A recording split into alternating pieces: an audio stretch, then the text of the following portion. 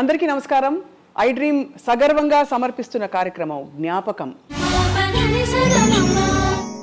అందం, అభినయం, అదృష్టం మూడు కలగలిసిన నటి సావిత్రి గారు. అందుకే వారు మాత్రమే మహానటి అయ్యారు. 100కి పైగా తెలుగు చిత్రాల్లో నటించి, సుమారు 100 తమిళ చిత్రాల్లో నటించి, అలాగే 2-3 ఇతరత్ర భాషల్లో కూడా నటించిన సావిత్రి గారు అప్పటికీ ఇప్పటికీ ఎప్పటికీ మన తెలుగువారి సొత్తు, తెలుగువారి కోహినూరు వజ్రం. అందుకే వారి జ్ఞాపకాలని రాబోయే తరాలకి అద్భుతంగా అందించడానికి సావిత్రి క్లాసిక్స్ అనే ఒక చక్కటి పుస్తకం రూపొందించారు.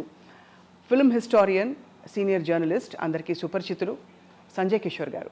ఇవాళ ఈ చక్కటి సందర్భాన్ని పురస్కరించుకుని మనకు చాలా అదృష్టం లాంటి ఒక అవకాశం ఏంటంటే, సావిత్రి గారి కుమార్తె విజయ చాముండేశ్వరి గారు, బహుశా సావిత్రి గారి మొదటి అభిమాని వారే అయి ఉండొచ్చేమో, వారితో మాట్లాడే అవకాశం.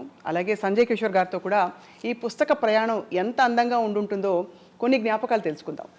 చాముండేశ్వరి గారు నమస్కారం అండి. నమస్కారం. సంజయ్ కిషోర్ గారు, మీకు స్వాగతం అండి. ఫస్ట్ ఆఫ్ ఆల్ మీకు అభినందనలు, మీకు నమస్కారాలు. ఇంత చక్కటి పుస్తకం ఇంత చక్కగా రూపొందించినందుకు. విజయ చాముండేశ్వరి గారు, అమ్మని ఇలా చూస్తే ఏమనిపిస్తుంది మీకు? అమ్మని ఎదురుగా చూస్తున్నట్టుంది. అవునా? ఇట్స్ లుక్స్ వెరీ లైవ్లీ కదా. అవును. నాకు ఆ కలర్స్ చాలా నచ్చినాయి. నేను చూపించగానే అన్నాను, కాసేపు అసలు నాకు మాట రాలేదు, చూస్తూ కూర్చున్నాను. పిక్చర్ సెలెక్షనే కాకుండా the way it is put on the book చాలా బాగుంది.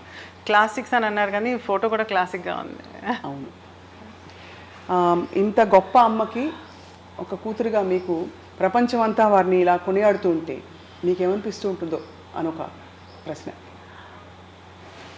నేను ఎప్పుడు చెప్పే ఒకే మాట ఏంటంటే, ప్రపంచం అంతా అమ్మని ఒక స్టార్గా చూసినా నాకు అమ్మే కదా. అవును. సో నేను అమ్మగానే చూస్తాను. చిన్నప్పటి నుంచి అమ్మ అమ్మ అని అనుకుంది. మెల్లిమెల్లిగా ఏమవుతుందంటే, నాకు కొంచెం మెచ్యూరిటీ వచ్చే కొంది అమ్మ సామాన్యమైన అమ్మ కాదు, నాకున్న అమ్మ మీరు అన్నట్టుగా కోహినూరు వజ్రం.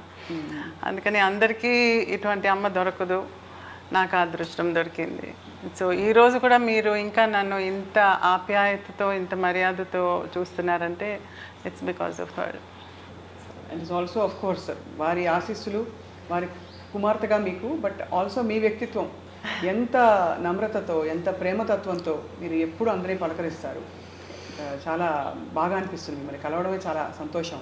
దట్స్ మ్యూచువల్ అండి. Thank you ma'am, thank you. Sanjay Kishore గారు, సావిత్రి గారికి మీరు ఎంతటి వీరాభిమానం నాకైతే ఒక 15 ఏళ్ళు, అంటే మన పరిచయం ఏర్పడినప్పటి నుంచి తెలుసు. ఈ పుస్తక రూపకల్పన అసలు ఎక్కడ మొదలైంది? సరే, సావిత్రి గారి అభిమానిగా నేను మీకు తెలిసిందే. ఈ పుస్తకం వరకు వచ్చి నేను అనేక 15-18 ఏళ్ళు వరుసగా సావిత్రి గారి ఫోటో ఎగ్జిబిషన్స్ పెట్టాను. నా దగ్గర ఉన్న కలెక్షన్స్, అంటే ఒక ఆర్కైవిస్ట్గా నా దగ్గర ల్యాక్స్లో ఫోటోగ్రాఫ్స్ ఉన్నాయి తెలుగు సినిమాకి సంబంధించి. 6 లక్షల ఫోటోగ్రాఫ్. సో ఇదంతా చేయడానికి కూడా నాకు సావిత్రి గారి మీద ఉన్న ఇంట్రెస్ట్ నుండి స్టార్ట్ అయింది. అంటే సావిత్రి గారి మీద చిన్నప్పుడు టీవీలో చూడటం, వారిని చూస్తే ఏదో కనెక్షన్, అంటే నాట్ హీరోయిన్ అట్లా కాదు, ఎక్కడో ఏదో జన్మలో ఓ బంధం ఉంది అన్నట్లు ఉంటారు ఆవిడ.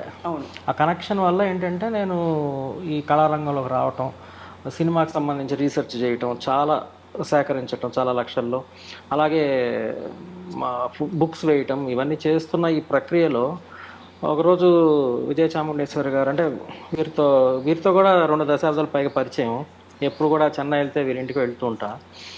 అలా ఒకసారి హైదరాబాద్ వచ్చినప్పుడు అడిగారు చాముండేశ్వరి గారు, ఇట్లా ఇవాళ వరకు కూడా మహానటి సావిత్రి గారు మన మధ్య ఉన్నారంటే ఆవిడ మహానటి కాబట్టి, మహానటి అంటే గొప్ప నటి కాబట్టి, నటిగా ఆవిడ ఏంటి అనేది ఇప్పుడు ఈ జనరేషన్ కానీ వచ్చే జనరేషన్స్కి కానీ తెలిసేలాగా ఒక బుక్, నిలిచిపోయేలాగా ఒక బుక్ ఉండాలి, అది నువ్వు చేస్తే బాగుంటుంది.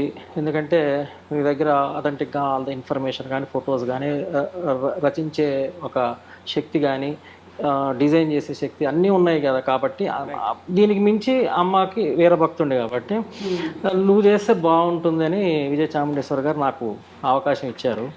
సో నేను ఒక 3 years కష్టపడి బెస్ట్ 47 మూవీస్ తీసుకొని రీసెర్చ్ చేసి అనేక విషయాలు, అనేక ఫోటోగ్రాఫ్స్ని మళ్ళీ కొత్తగా సేకరించి ఈ పుస్తకం వేయటం జరిగిందండి.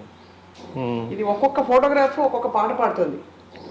కరుణించు మేరీ మాతా చరణంటి మేరీ మా అదే కదండి ఈ పాట. అవును. అసలు ఎంత చక్కటి ఫోటోగ్రాఫ్స్, ఆ హావభావాలు ఎవరైనా పలికించగలుగుతారా సంజయ్? అవును. అసలు అంత ఫీస్ట్ లాంటి పుస్తకం. ఈ పుస్తకంలో మీరు పొందుపరిచిన విశేషాలు ఏవైతే ఉన్నాయో వాటిని అంటే కొత్త విషయాలు చెప్పారా, సినిమాకి సంబంధించిన విశేషాలు చెప్పారా, లేకపోతే వారి పాత్ర ఎలా ఉందో అది? విజయ చాముండేశ్వరి గారు చాలా స్ట్రిక్ట్గా కొన్ని రూల్స్ చెప్పారండి. రైట్. ఒకటి ఏంటంటే ఇప్పుడు నీ రాసే శక్తి ఉందని నువ్వు రాసుకుంటూ పేజీలు వెళ్తే ఎవరు చదివే వాళ్ళు ఉండరు ఇప్పుడు. అవును. సో క్లుప్తంగా చెప్పటం అంటే ఏ సినిమా గురించి అయినా 2 పేజెస్కి మించి చెప్పొద్దు. తర్వాత చెప్పినప్పుడు ఒక సినిమా తీసుకున్నప్పుడు సినిమా స్టోరీ గురించి కొంచెం చెప్పాలి. అక్కడ నుంచి ఆవిడ పాత్ర విశేషాలు, అప్పుడు ఏమైనా జరిగిన సంఘటనలు, ఇవన్నీ మనం కవర్ చేయాలి. సో ఆ స్టోరీ కూడా సావిత్రి యాంగిల్లోనే చెప్పమన్నారు.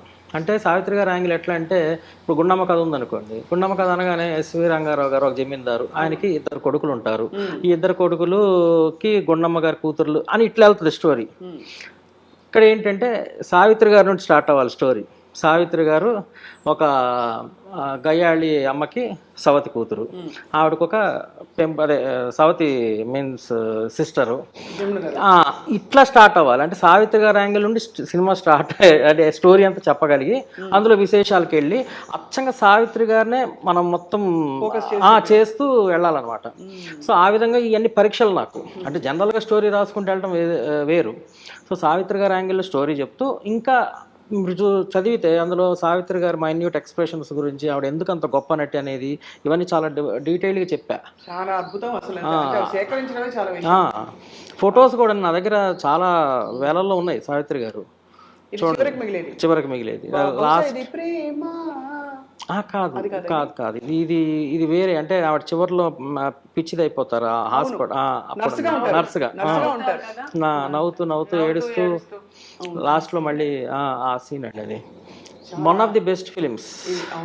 అంటే ఇందులో చూడలేకపోయాం సావిత్రి గారిని చివరి. విజయ చాముండేశ్వరి గారు అమ్మ అన్ని రకాల పాత్రలు నటించారు కదా. మీరు ఫస్ట్ ఆఫ్ ఆల్ అన్ని 200కు పైగా సినిమాలు చూసేసి ఉంటారు కదా, చూడలేదా? నేను అస్సలు అమ్మ సినిమాలు చూసేదాన్ని కాదు. ఎందుకంటే హాలిడేస్ టైంలో నన్ను షూటింగ్కి తీసుకెళ్లేది. ఆ సెట్లో చూసి ఎంతసేపు గ్లిజరిన్ వేసుకును, లేకపోతే ఏడవను, పెద్ద పెద్ద డైలాగులు చెప్పను, ఇవి ఎక్కువ చూశాను. నేను చూడలేక బయటకు వచ్చేసేదాన్ని. అప్పుడు అమ్మ వచ్చి పక్క సెట్లో ఏదైనా జాలీగా ఏదైనా డాన్సులు గిన్సులు అక్కడ పోయి చూడమని చెప్పి పంపించేసేది, లేకపోతే నేను విజయ స్టూడియోస్లో ఆడుకుంటూ ఉండేదాన్ని అనమాట.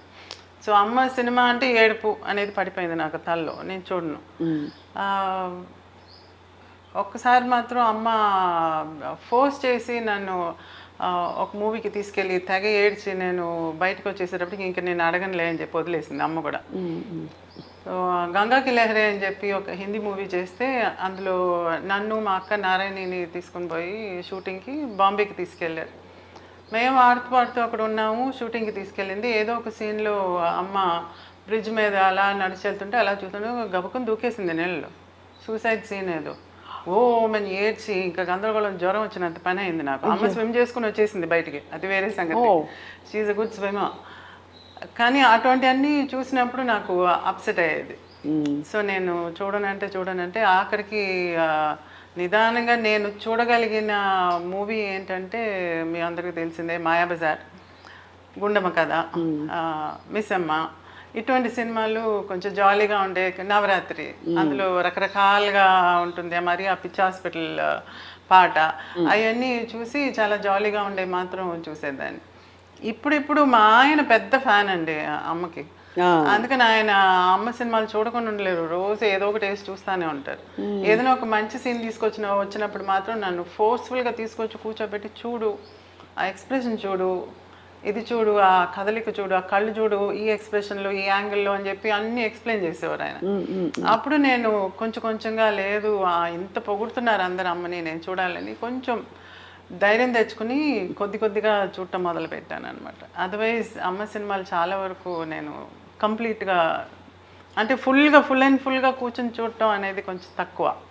ఇప్పుడు సంజయ్ నేను బుక్ చేయమన్నా. నేనేంటంటే ఇంతమంది మెచ్చుకుంటున్నారు కదా అమ్మని, ఒక ఫిల్మోగ్రఫీ లాగా ఉండాలి, రాబోయే తరాలకి తెలియాలి, అసలు మా తరాలకి కూడా తెలియాలి కదా, అంటే మా జనరేషన్కి తెలియాలి, మా పిల్లలకి అంతా తెలియాలి, మన ఎక్కడి నుంచి వచ్చాము మనం అనేది తెలియాలని చెప్పి నేను ఒక ఫిల్మోగ్రఫీ చేయమని చెప్పాను.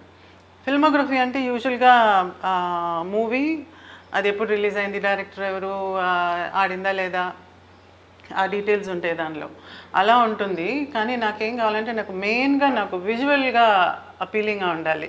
నీ దగ్గర మా అమ్మ ఫొటోస్ అన్నీ ఉన్నాయి కదా, సో అన్నీ అమ్మ తెలుగులో చేసిన సినిమాలు అన్నిటికీ ఒక పక్క ఫోటో ఉండాలి, ఒక పక్క నువ్వు మూవీ గురించి ఆ డీటెయిల్స్ రాయాలి అని అన్నాను.